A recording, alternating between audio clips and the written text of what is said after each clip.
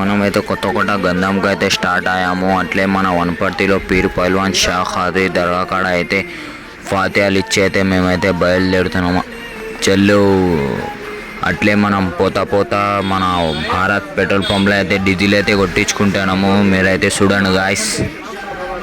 దాని తర్వాత మేమైతే కొత్త అయితే ఎంట్రీ అయ్యాము గాయస్. చూడొచ్చు మీరు. చూడండి గాయస్, ఇక్కడ కొత్త చౌరస్తా అయితే ఎంట్రీ అయ్యాము. గంధం అయితే స్టార్ట్ అయింది. మీరైతే ఫుల్ వీడియో అయితే చూసేసేయండి.